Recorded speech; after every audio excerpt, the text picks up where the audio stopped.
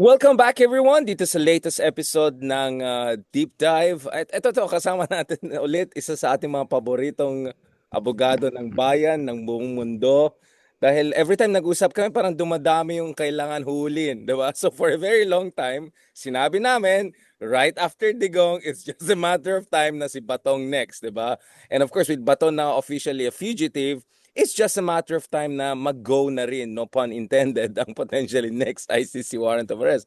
But Attorney Conti, before we go to that, and of course itong announcement by ICC na I think November is gonna be the trial proper. So fail na naman yung bagong legal team niya. Hindi na Kaufman to, di ba? They were pushing for 18 months pa.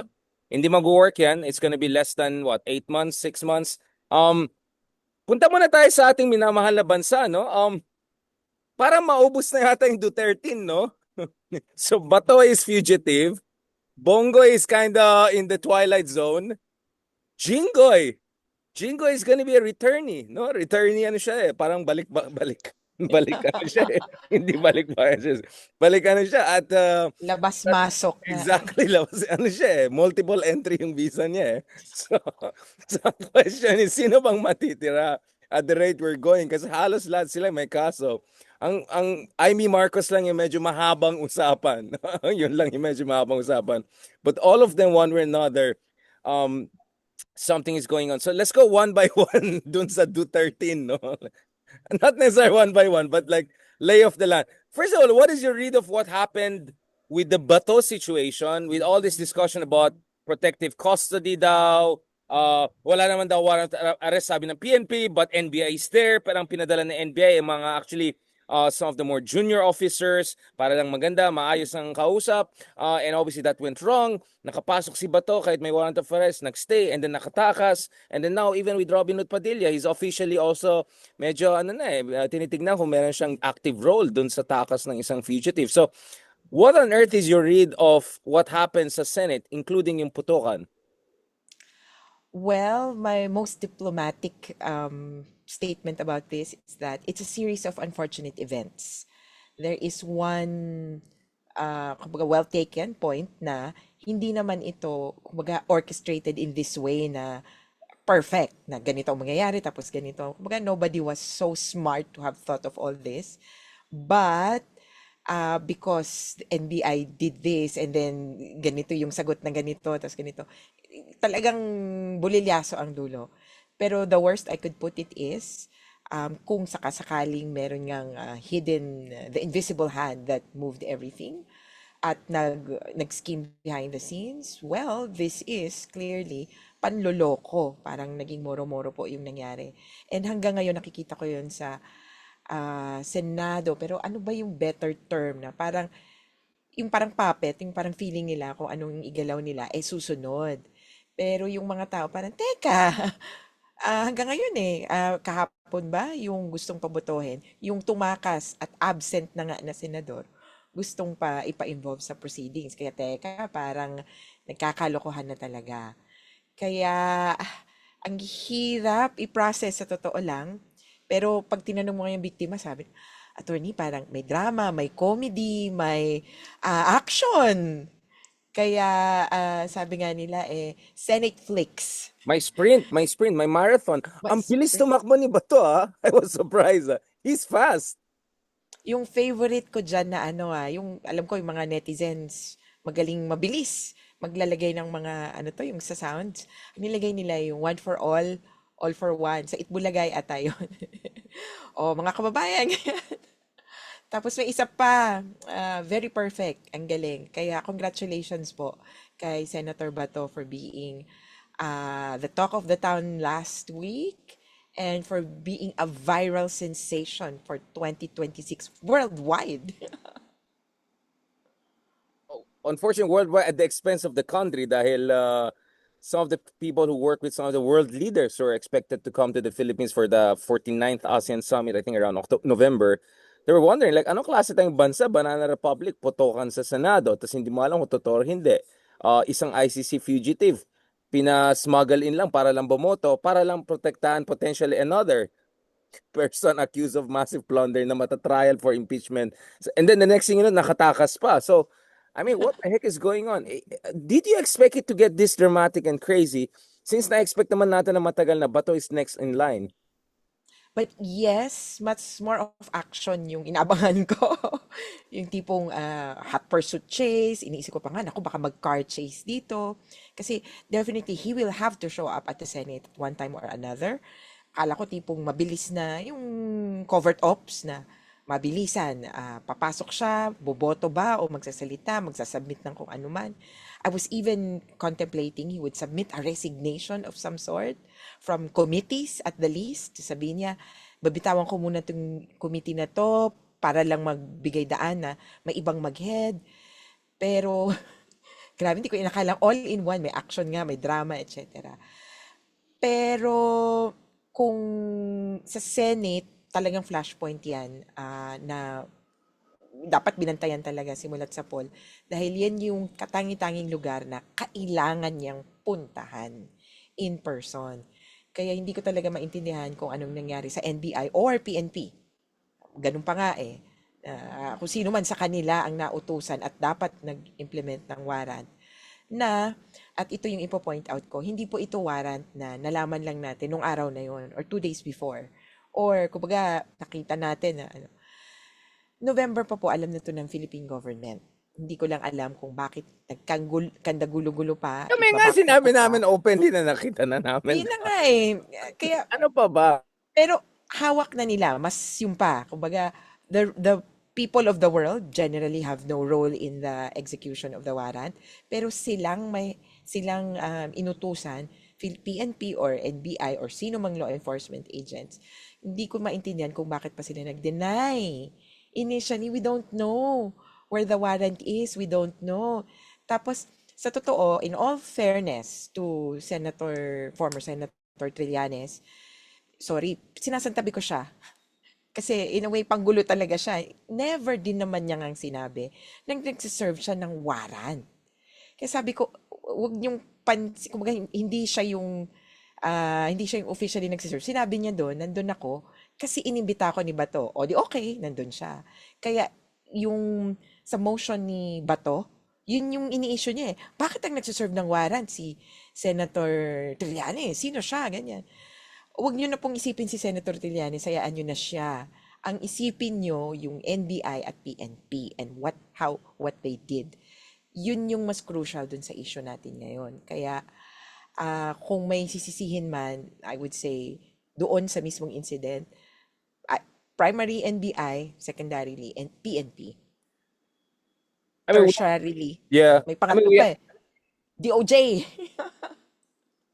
We had General Torre on this show earlier and a very diplomatic version of General Torre said na parang ang daming mga steps na hindi nagawa. Yung scanning, make sure the relevant officers at the highest level are conducting something as sensitive as this. Parang basically in-imply niya hindi on top of their job. Yung mga people who should have been on top of their job. And dapat much more seamless yung process at hindi umabot sa ganitong gulo. Well, I would have to agree. Siya yung may alam ng proseso sa loob. Pero according nga dun sa nakikita kong protocols, number 1 sa service ng arrest, at doon sa mga na-arrests na na-encounter ko, of course, marami doon. Kami yung na-aresto or yung clients ko yung na-aresto. Ang nangyayari talaga, hindi naman sa pulido, no? Pero talagang may element of surprise sa mga kaganapan. Kumbaga, sinasakto nila na talagang caught off guard ka. And the principle with these things is always, you approach this with, kumbaga, from a stronger, if your position is stronger, hindi yung you're at your lowest or you're at your weakest or that other person is at his or her stronger position. Kaya hindi ko inaasahan na yung arrest will be first served at the Senate. Dami kong naririnig noon na alam Na naman dapat kung hindi na nasaan si umabot Bato. doon. Oo. Hindi na umabot. Ang dami kong naririnig na, nandito daw attorney si Bato. Sabi ko nga, wag niyo sa akin sabihin. Hindi ako manghuhuli. Para po sa mga netizens, wala po akong role doon. Wala rin pong role ang victims sa panghuhuli. Ang kailangan pong paabutan ay yung PNP. So kung ano't ano man, di nakarating sa kanila yung information, ganito daw ang lead. Di ba? May ganun nga eh. Pero yung pag-implement nila parang Alam mo yung parang naghahanap ka, tapos kinuha mo na yung, ginawa mo yung lahat, hinintay mo na lumabas yung ano mo, yung hinahanap mo, which is too late. 6 months too late. They should have implemented the arrest within the past six Are months. you sensing hesitance, political fear, incompetence, combination of all the above? Uh, Incompetence, definitely. Kasi feeling ko there it could have been served better. Things could have turned out better. And especially with the shooting, although pala yun, hindi ko na maintindihan kung ang hirap nung disinformation, yung may magsisinungaling, kaya mapapaisip ka ng sino ba talaga ang may resibo. Kasi you're seeing people lying to your face. Government official saying na, ay, ganitong nangyari, pero hindi pala, may resibo yung kabila. So, thank you to the media personnel who were there and cross-checked some information. Pero katulad ng mga telenovela na pinapanood na, anong nangyari sa side character? Anong nangyari kay ganito? Alam nyo, ano na lang yan side story na lang yan eh. Ang importante, nagkatuluyan ba yung bida o anong nangyari doon sa bida? So hanggang ngayon po, huwag po tayong mawawala sa punto na wala pa rin si Bato, hindi pa rin siya nahuhuli. Kaya ako, frustrated yung mga victims dito at may umaabot na nga sa galit. Kasi si Bato, huwag nating kakalimutan, umabsent yan ng 6 months. May bayad, 300,000 minimum, I think ha. Kasi meron pa yung mga pro rata, mga etc. appearance per dime, etc. honoraria. Although hindi siya umattend, so I don't know. So 6 months hindi umattend, 300,000 times 6. Nagpasko at lahat, naka 13th month pa yan. Tapos sumipot isa, 2 araw, nakiligo lang, nakitulog, tapos nawawala na naman. Makikita na naman siya ng whatever is entitled him by law at hindi katulad ng mga victims na nakaabang araw-araw, no work, no pay. Tapos yung isa sa mga kinagagalit pa na punto, yung may gaslighting pa or may panluloko pa na sinabi niya, hindi daw niya, nahiya daw siya. So medyo, wow, naantig naman si kami na, Wow. wow, nahiya siya. At ibabalik daw niya or hindi niya tinanggap yung last 2 months niya. Narinig niya yon. Sabi niya na, ano naman ko, nahiya nga ako sa netizens, kaya sabi ko, hindi ko natatanggapin yung last 2 months pay ko. Pero mapapaisip ka, paano mong hindi tatanggapin kung nakadeposit na sa land bank mo? Ang nag-raise yung isang, uh, may nagpaabot, sabi, alam niyo, government employee ako or government, may contract siya or something. Ni-require siya na mag-open ng land bank. Hindi po lumalabas yung sweldo. Sabi niya, hindi lumalabas yung sweldo ng cash at kukunin mong ganon. And if you refuse to take it, hindi mo mahahawakan. Kaya sabi niya, naku, lolokohin niya pa kami ha. Uh, ito na, dito na pumapasok. Resibo muna na hindi niya tinanggap. At saka pinapabakasyon yung pamilya niya dyan sa Baguio, no? Sarap buhay, di ba? Kaya nga nahuli na nga. Nagla-lurk over the horizon lang pala to eh. Oo. At speaking of family, how many family members are on his staff? So parang it really is in bad taste. Bad taste is a understatement. Dito naman tayo sa mga legal na henyo, no? Mga legal luminaries ng DDS, no? Mamaya na si Marcoleta. Itong sinasabi ni veteran lawyer Jimmy Bondok, let me be the one to serve the war. Is that To how it receive. works? Parang ite-text mo sa akin, tapos sabi ba niya, pag binigay mo sa akin, di ko rin masigurado kung mag and then how is Mukhang the client confidentiality? Kung alam niya nasaan yung pugante, should he cooperate as a lawyer? Like how does that work? palagay ko rookie mistake. Definitely rookie mistake kasi as feeling ko general rule kasi yon, the lawyer can receive documents for his client. So, service to the lawyer is service to the client. Siguro ganun yung iniisip niya. Kaya nung natanong siya, paano po yung warrant? O, di bigay niyo sa akin. Without realizing, very, very specific nung requirement sa service ng warrant. Bumawi naman later on, pero kung mapapansin nyo, yung pagbawi niya, tama ba, ay sa pamamagitan na lang ng quote card or written statement. Nagpumili na lang siya ng mga video statements. Pag-iingat na rin, and I would advise him to do so for the next few months maybe, kasi may benefit of checking, editing kung written yung statement. Kaysa sa pag dire-diretso siya. Ako, nagkakamali pa rin ako. Even with a few years in practice, magkakamali ka kasi kung minsan things jumble up in your head. Or, ito pa yung isang problema ng kahit sino, train of thought. 'Di ba? So, yun lang, caution for attorney Jimmy Bondoc. Yeah. Let me Pero be the one. Yeah. hindi ko na siya pababalikin ng law school. May nakikita akong ganun. Kasi matagal din yata siyang nag-law school eh. So, Naman, oh, naman, friends, nag-effort naman siya.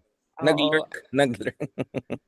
Oo, tsaka nag, naka-twice pa siyang take. Sorry, pero parang, Okay, okay, okay, okay. I think, kumbaga, nagiging he spent time in law school. Okay, okay, okay. Sige.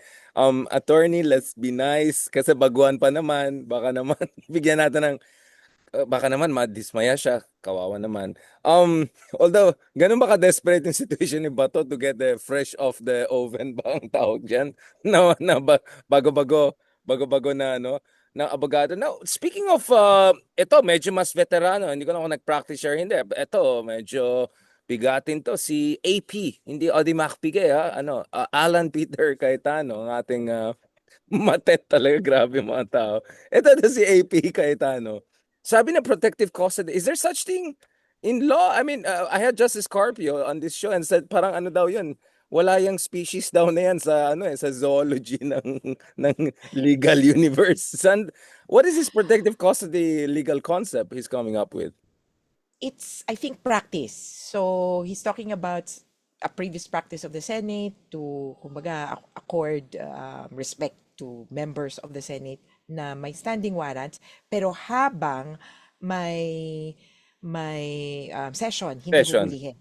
So, mas ganun lang, practice, pero You mean off the bat, decorum? You mean decorum practice? oh, hindi, respect for, kumbaga, processes. Kasi merong namang nangyari even for the House of Representatives, pero they don't really call it protective custody. So the term itself, fishy na. Kasi bakit? Ano ba ang Senado? Ano ba to? Law enforcement agency ba? Bakit may ganon? Iniisip ko nga, para bang iniisip niya simbahan, di ba? You are under my sanctuary. So, ako mas dapat itingnan lang natin yun na procedurally may respect for the processes of the Senate. So, if the Senate is in session, persons could essentially, na member ng Senate, could do their work before or before they are taken into custody. There's the other factor na I would tend to agree to some extent, yung while they are availing of the lawful remedies. So may ganun eh na parang hindi naman sa nagtago pero sabi nila pwede bang kumbaga ang point kasi noon may assurance yung institution na ihaharap sa korte. Parang bail recognizance.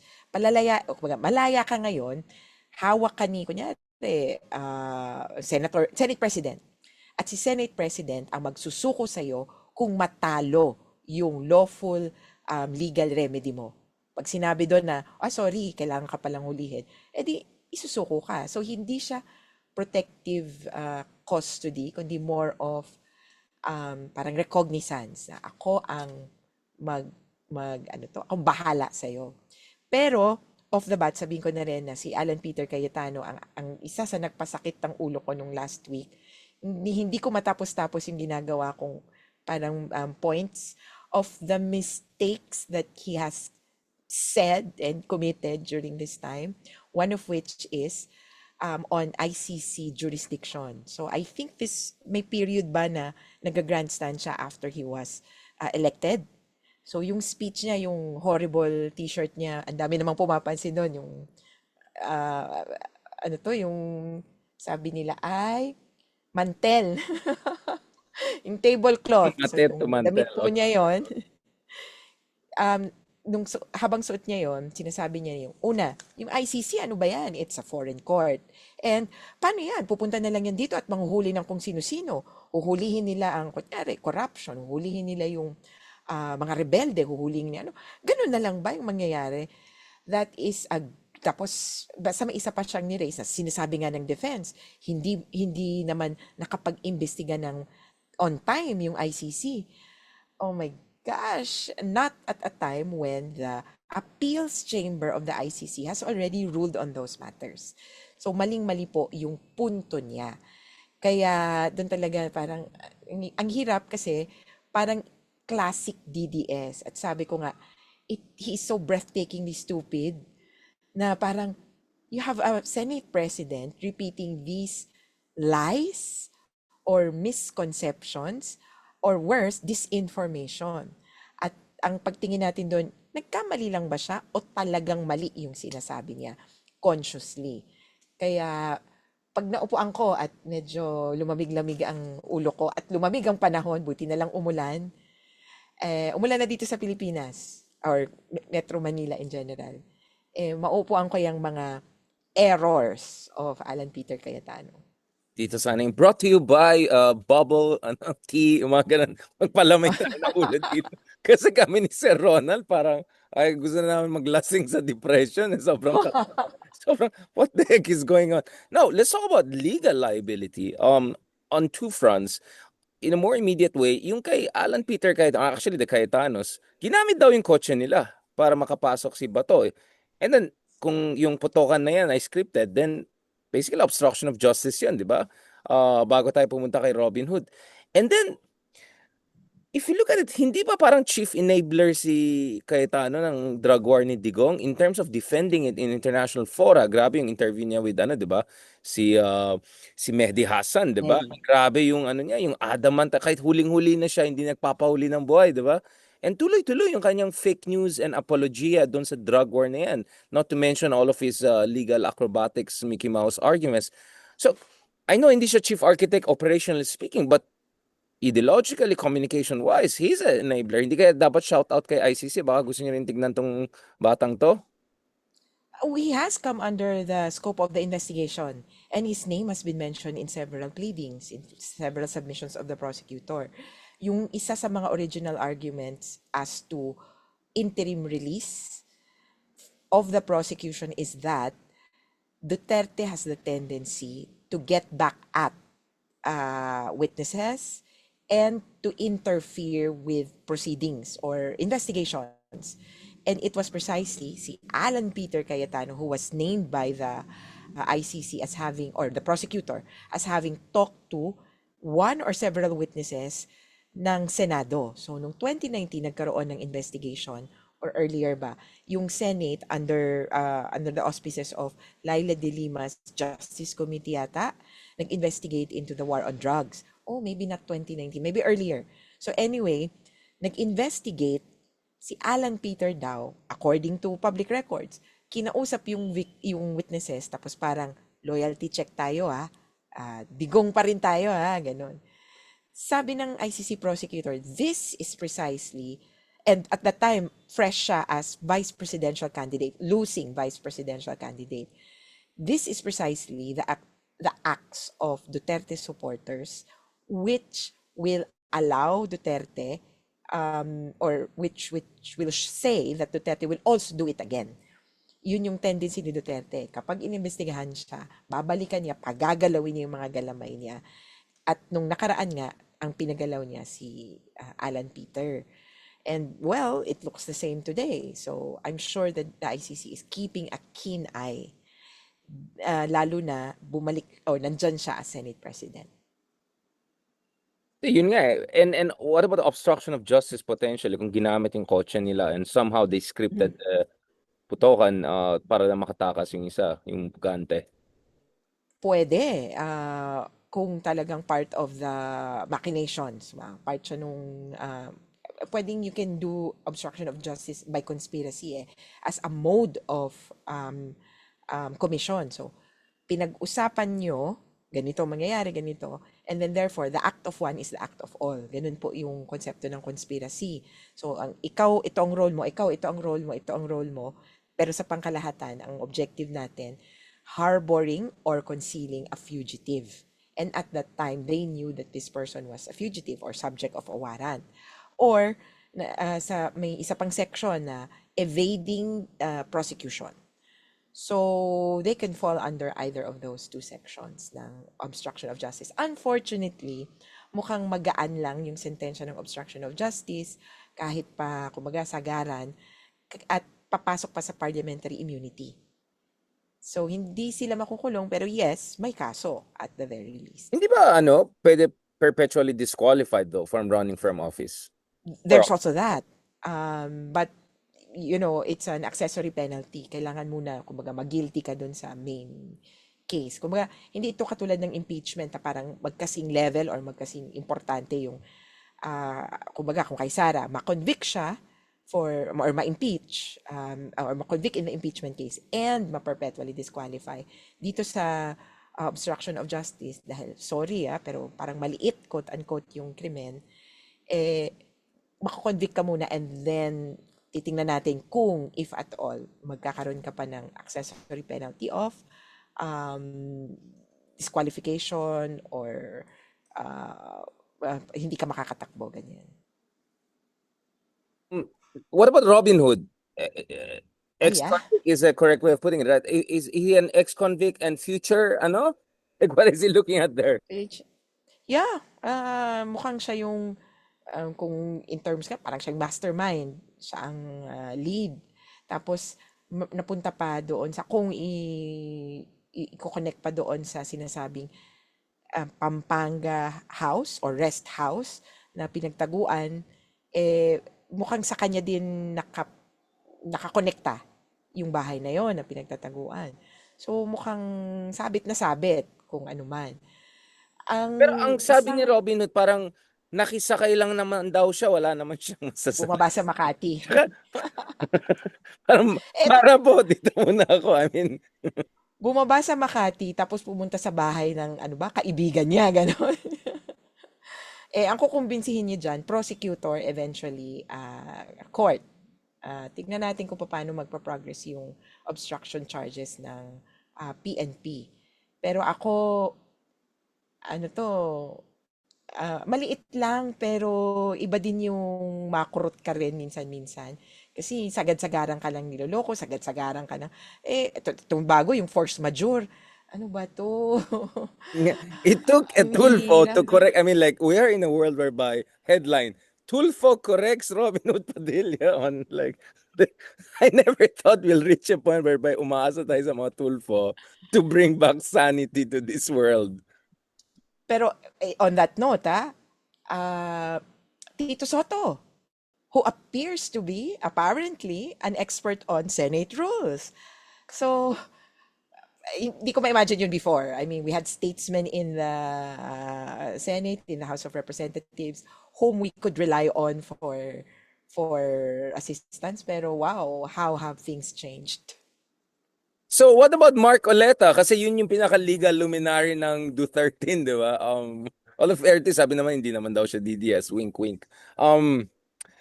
Is Mark Oleta considered legal luminary? Is it like, he has major legal successes?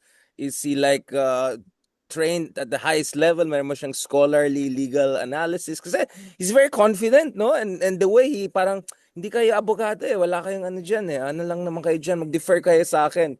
Where is this coming from? Hindi ko maintindihan yung confidence na yan. Yeah, but here's the thing. It's very perception-based now with the way we are polarized. Parang ang nangyayari po dahil parang magkaiba talaga ng mundo yung may ibang mga pinaniniwalaan. Madaling masabi ng isang grupo na, oo, legal luminary yan. Kung magkakumbinsido sila at kahit gaano mo kapakitaan ng dokumento, ng papeles, ng ganyan, hindi pa rin maniniwala. Kaya maybe in the eyes of some, he is a legal luminary and I don't know whose problem is that, dun sa naniniwala o sa iba, ako na hindi naniniwala na legal luminary siya. I'm so sorry, but I have not heard him mentioned in law school or in any of our legal discussions as part of, kumbaga, the improvement in the administration of justice. Just to be clear about luminary means parang it comes from light, diba? You light the way in a specific field. Ibig sabihin you're at the cutting edge of research in a Yeah. specific field.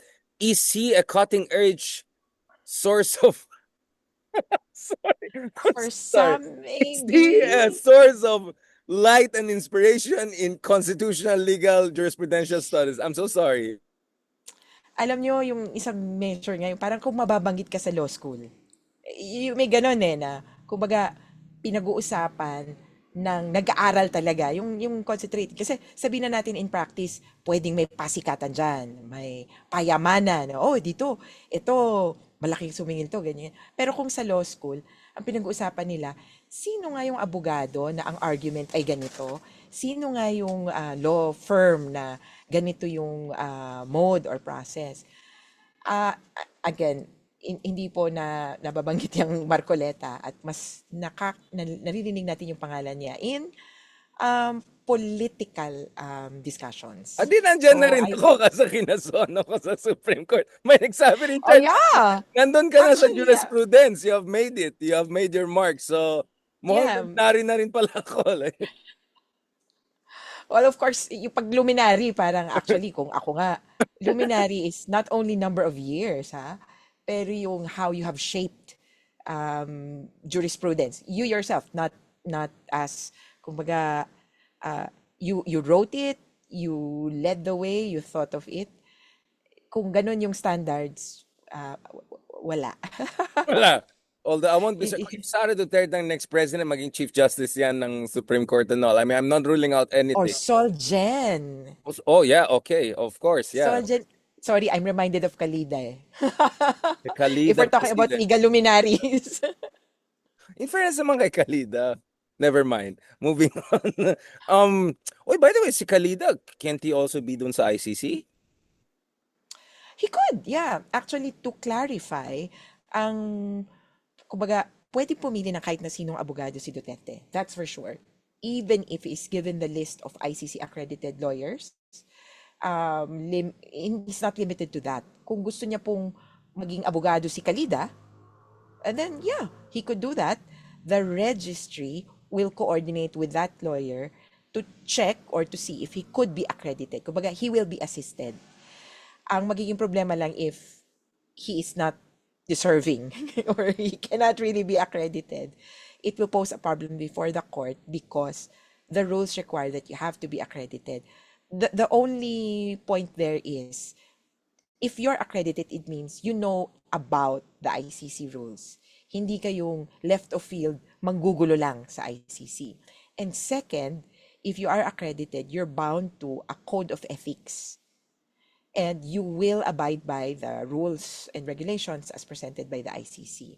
Kaya, and on that note, yun yung naging issue dun sa yung sa 6 na abogado ni Duterte na nagsisipot, yung Filipino lawyers, yun yung issue nun.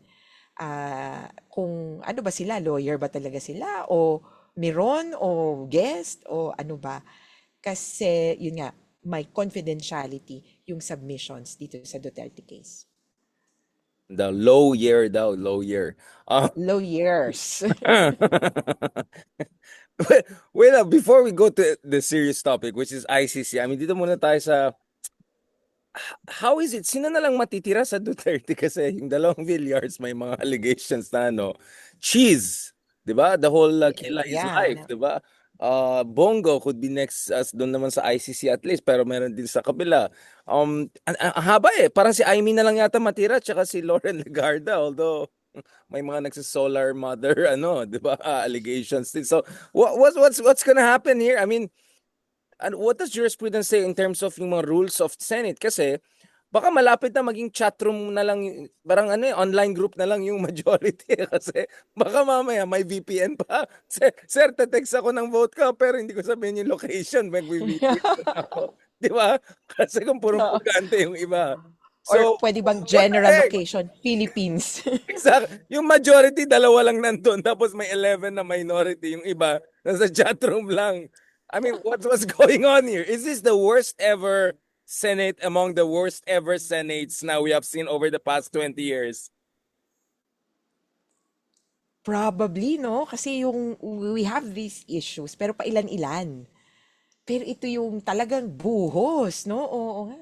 Could be, yeah. Pero ako yung drama, yung Senate flicks nga, yun yung parang rurok. I don't know kung magkakaroon ng isa pang rurok to. Hindi ko na alam what will top it.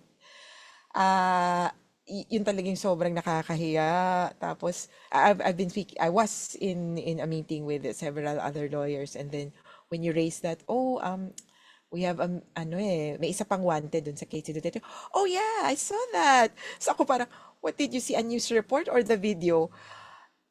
Yung iba the video. Tapos parang nakakahiya kasi yung staircase video, sabi ko, okay. What? That's Mabilis our siya. senator. Mabilis siya. In Mabilis. fairness, I was impressed by his athleticism. Oh, pero parang nakakaya kasi, I mean, I would have preferred kung there was some huge statement. I mean, nagkaroon ng panahon na pwede po sanang mag-grandstand si Bato de la Rosa inside the Senate. He could have defended his position. He could have, made a speech. Parang Martin Luther King, I have a dream. Or something. Sorry, but to think of them in the same light. Pero parang ganun na, I'll use this time. I will speak as eloquently as possible. But the statements I heard from here were more incriminating than exculpatory. May time na umamin siya precisely sa iniisip ng mga tao. Bakit ka pumasok? Kasi tinawagan ako ni Alan Peter. Bakit ka punapunta? Para raw bumoto. Kaya para pumoto para dun sa issue ni Sara, yung impeachment. Kaya parang, oh no, sayang yung opportunity if Bato had used that time. But of course, good for us, for the victims, na hindi na siya nakapag-grandstand further. Pero kung ako lang, ano ba to, ah, suggestion sana kung ginawa niya yon, things would have been better for him. A for honesty. Honesty. A for honesty. Pero kung A4 din, kung ako po sa kanya, magko-cooperate na ako sa ICC. Kasi wala na. Anong gusto niyang mangyari? Magkaroon na naman ng parang hulihan, tapos may CCTV naman or body cam video na si Alice Go pa yung naaalala ko dyan natutulog, tapos naka-pajama. So isang gabi parang napanaginipan ko yan na, what if si Bato nahuli? Yung ganon kasi manghuli. Suggestion po sa PNP yung po mga kliyente ko, ilan doon hinuli gabi, madaling araw. Papasukin ka, so kaya kinabukasan, top news ka. Tapos nakapajama yung mga paghinuli. Yun talaga yung caught off guard. So yun yung isang iniisip ko na isa araw. What if si Bato mahuli, no? Tapos nakapajama. Si Alice Go, I remember, there was some footage. Hindi ko alam kung body cam ba yun. Sa Indonesia yun, no? Or Malaysia. Indonesia. Indonesia na parang talagang ito, huli na siya. But she was cooperating that time. So for Bato, mag-cooperate na lang po kayo. I think this would be the best for all of us. Maybe Bato is just betting na kung si Hari nga, Zaldi nga, si Bantag nga, di ba? At large pa rin, di ba? Then who knows, maybe makalusot siya and he just has to wait another year or so and baka the fever will break. Baka ganun yung hope niya eh. And alam niya, dahil hindi siya nag-iisa dun sa chopping block, maraming may interest to not only muddy the waters, pero babardagulan yung buong institusyon. I mean, should you be worried about some people burning down the whole house to save their own skin? Yeah. And warning. So if Bato thinks Sara being president in 2028 will be his salvation, think again. Magiging liability po siya ng isang Sara Duterte administration kasi you have an international warrant of arrest. You have an ICC warrant. You're wanted in 125 countries. maybe 124 if Hungary proceeds with its exit. Technically, you're also wanted in 196 country members of the Interpol kasi napaabutan sila ng warrant eh. So, yung hiya ng isang Pilipinas na, o ba't hindi mo pa, di ba may warrant na nakuha ka, hindi mo pa ini-enforce? It could weigh against Sara Duterte as president. Kasi, oo nga, bakit hindi mo hinuhuli? Tapos, isipin mo na lang yung kung sakaling may pinapahuli naman tayo. O, kunyari, yung mga nag-usual, kunyari, Teves, someone like Teves during the time of Sara Duterte. Kung may ganun, o anong kaprapatan mo na magpahuli? Eh, hindi mo nga mahuli yung pinapahuli sa'yo. So, yung ganun, he will Yeah, meron definitely be siyang alloyed. knock-on effects, no? Yeah, down the road. Grabe. Mhm. Is there a way to challenge it kung they allow all of this pugante or all of these mga kakasuhan na bumoto dun sa trial ni Sara Duterte? Because the other elephant in the room is yung paparating na trial ni Sara Duterte. And in fact, kaya nga na-triggered itong crisis na to, kaya nga lumabas sa woodworks ito si Bato just to give the majority to create some sort of, I don't know, cushion for Sara Duterte or at least be in a position to shape the game. So, there's a Sara Duterte impeachment aspect here. Is there a way for non-Senate people to challenge this or complete yung prerogative ng Senate leadership on this issue? Well, I think there is a way. So there have been efforts to study yung sa rules. Pero it's a matter of how they will do it. Pero in essence, yung ultimate, kumbaga, effect, pwedeng i-question ng citizens. Kasi may stake sila dito sa impeachment trial. Pero ang prerogative ng Senate is in creating the rules. So if they go that route, meaning, oh, I'm just creating a rule. Like the way they did with Bato na, oh, maybe we can do. Generally, that does not affect the people of the Philippines. Eh, magbobotohan lang naman sila online. Pero there's something insidious behind it. So, kapag umepekto yung insidious na ginagawa nila, doon, the people would have standing. If there is a kumbaga, significant right of the people violated, pwedeng pumasok ang taong bayan, essentially, as a checks and balance doon sa Senate. Pero you're right, initially, pwedeng prerogative ng Senate ang gumawa ng sarili nilang rules, prerogative nila ang mag regulations, yung mga ganon. Kaya buti na lang very ano to, matalas ang mata ng minority. Kaya yung sinasabing walk out, I would say that's brilliant in a sense.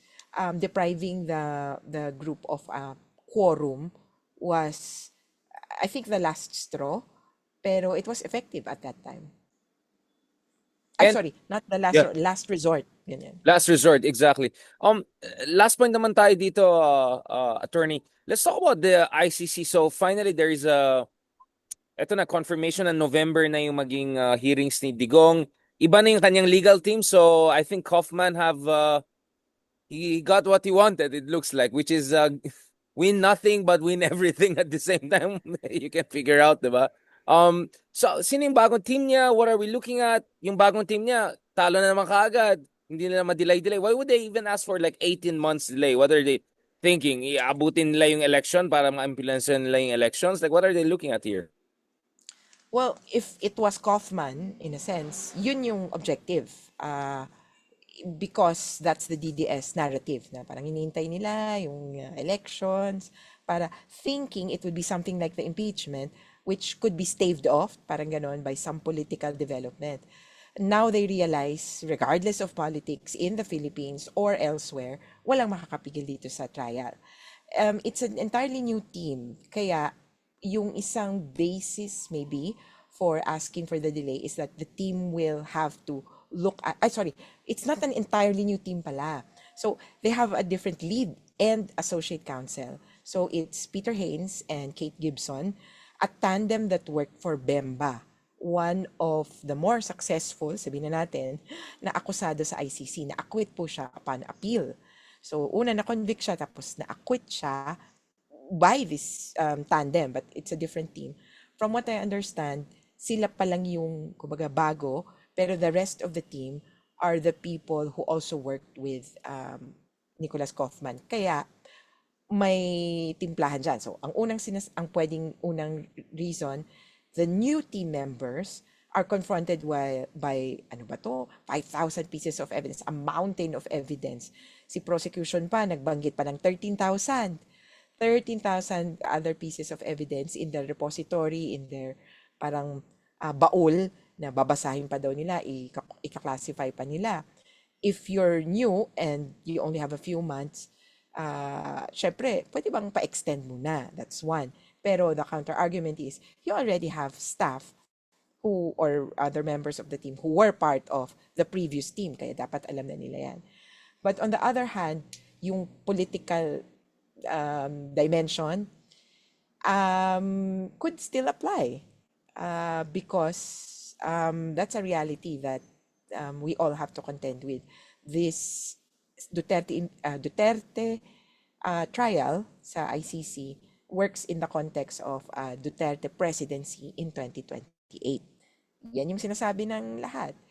Kaya hindi mo maiwasan. But in any case, we wish all the best to this new legal team kasi you're right in a sense na talo sila. No, ganun po yun. May suggestion. Actually, hindi naman natalo in the sense na parang nakapagpustahan or ano. Ang nangyari po niyan, may suggestions. Natalo din kami.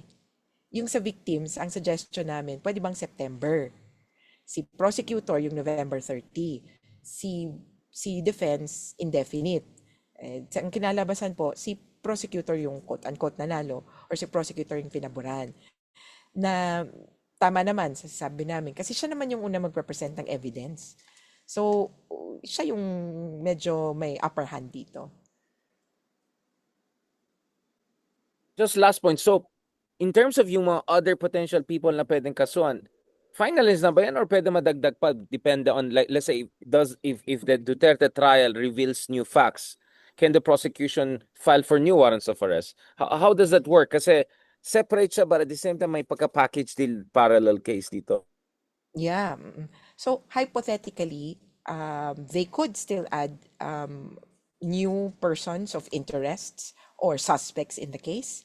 Depende yan sa marireveal nga ng evidence. Pero at this point, I would say, yung itong list of 8 persons, including Bato, and sorry, pero 6 na lang yung hindi pa nahuhuli or wala pang warrant. Yung isa kasi namatay na. So, 6 persons of interest. Yan na yung out of all the evidence, yan na yung, kumbaga, napipisil. Kumbaga, parang, alam niyo, pag graduation, yung may top 10 na. So, alam na. May chance ba na ang isang tao ay mag-overtake yung, kunyari, valedictorian, mapalitan yung valedictorian, maging Umakyat salutatorian, sa rankings. Oo, gagalaw, umakyat. oo. Oo. May chance, di ba? Laging may gano'n na, ay, sorry, nag-recompute. O kaya, ay, hindi na factor in na nag first place sa National Students Press Conference or 100% pala siya sa final examinations, yung mga ganon. Dati incomplete, tapos na-complete niya, uno pala siya sa subject na to. Things like that could matter, and what would be the turning point kung may ebidensya o witness na magsasabi. Hanggang ngayon po, pwede pa rin, May 28 pa lang, no? So, parang hanggang next month, may pagkakataon yung prosecution na magbigay ng ebidensya. And ubos lakas na to. So, si prosecutor, okay, kunin na lahat ng ebidensya, i-analyze na natin yan. If in that course, meron pa silang matagpuan, pwedeng may maging valedictorian or umakyat ng ranking. Pero so far, ito ang ano natin. So, unahan ko na, if we're thinking of Sara Duterte, if a witness comes forward and says, ito ang role niya sa DDS. So far, we've heard from Las Cañas and a few other DDS. Yung role kasi ni Sara ay parang prinsesa Exactly, sa yeah. DDS. Hindi pa, kumbaga, ano pa lang siya, yung prinsesa, ano pa lang yan, no? Ribbon cutting, ganyan. Kailangan po, nagkaroon siya ng parang thinking role in the organization. That one, wala pa masyadong lumalabas. So again, baka meron. We have a few So more potentially months. others. But Senator Bongo looks like almost certain there, right? Yes, bababa na lang yan ng one Yeah, or two almost certain. ranks. Yeah, yeah, yeah. Baka top of the list pa na siya kasi andyan Ah, na si Bato eh. Yeah. oo, pero pala, again, pwedeng sabihin ng ICC, actually, marami pa ring pwedeng mangyari, lalo na pag sinabi ng Philippine government, kami nang bahala doon sa iba. Medyo big deal yan if they say, in terms of complementarity, di ba? We give way to the domestic arena. Pag So, sinabi ng domestic Marcos courts na mag administration, ano. Ah, magpo-prosecute, yes. Pero definitely, dapat na-prosecute. Yun yung importante. Ah, pwedeng sabihin ng ICC, o sige, total, may dalawa na kaming sinisilip, sa inyo na yung iba. so they can split the bill.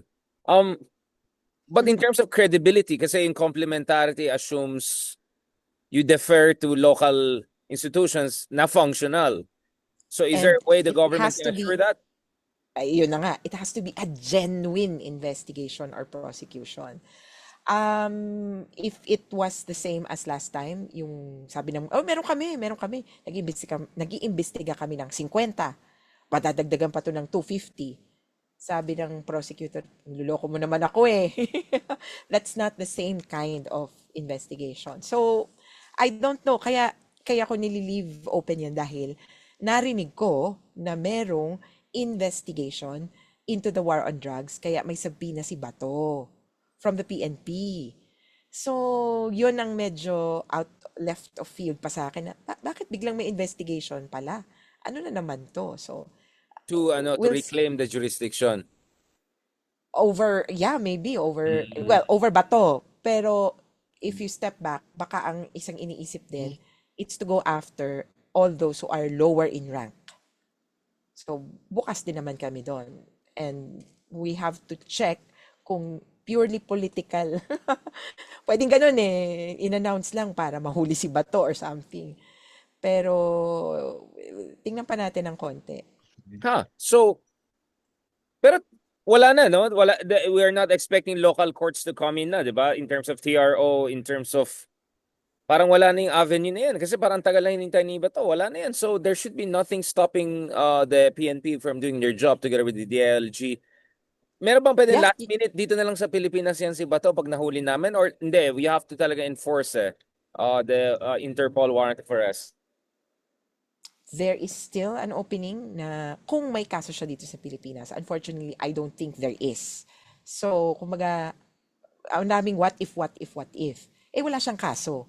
Kaya, katulad ni Duterte, ganun din ang dapat gawin sa kanya. Yung issue lang talaga na pwedeng, kumbaga, makapigil, decision on the merits from the Supreme Court, and when the Supreme Court says, no, we will not recognize the ICC warrant, it could still go that way, di ba, yung sa Supreme Court. So, hindi siya huhulihin. Will you guys challenge it? I mean, ano bang preference ng victims? From a victim's perspective, ano yung hindi lang ideal, ano yung dapat mangyari dito? That Bato de la Rosa also joins Duterte. I think makakabuti din yun. Sabi nga nung isa na, sinuggest ko po yun sa kaibigan kong DDS. Out of kumbaga, the goodness of my heart, para po may kasama po si tatay, eto na po si Bato de la Rosa. And we're really working for 2 cases at the least at the ICC, one against Bato, one against Duterte. At ang best case scenario, magpang-abot or halos magpang-sabay para hindi din mabigat doon sa logistical issues. So, ganun na nga yung iniisip namin eh. Kailangan medyo magsabay para kung sakaling magwi-witness, for example, yung isang victim, magwi-witness siya kay Bato, after a few days, magwi-witness siya kay Duterte. Parang ganon. So, ang galing nga November eh, is far away. Baka naman the court was making a calculation something good could happen between now and November, right? Yeah, Wave. but I mean, you have to also factor in yung 1 year period pa na between arrest and actual actual start of trial. So we're thinking around maybe 2027, 2028 magpang-abot sa in terms of hearings. So basta ano pa lang to, mga hypothetical. Pero for Duterte talagang all systems go. We are so happy that the trial will start this year. We're just waiting for the sitting schedule. So, kung iniisip po ng ilan, so ang schedule ay November 30. Happy birthday ba to kay ano? Anniversary, no? Yeah. Or death anniversary ba? Oh, Oh, ay, oh shucks. yeah, yun nga. Yun nga. Kay, oh, this is the birth anniversary. Oh, Death wow. ay tama. So, maraming salamat po at pagpupugay kay Andres Bonifacio. Oo nga eh. So, Naku, yung si Robin Hood 30 Padilla, man, dyan. Oo. na yung 30, first day of trial, pero maraming trial yan. Ang Correct. inaasahan po namin, best case scenario, we have 3 weeks of trial in the case of Duterte. So, Yun nga let's eh. see. I Yung mean, sitting schedule ang inaantay. I mean, feeling ko kakanta yan si Bato. Kaya, hindi ko alam. Kasi parang si Basta ba, di jokingly say na at least may kasama ng tatay ko. Parang kutob ko kakanta yan eh. Lalo mapahamak si Digong dyan kasi he still has his Ay, own kumanta na well, ng PMA. medyo, yeah, but that could be, di ba, parang he's calling for what?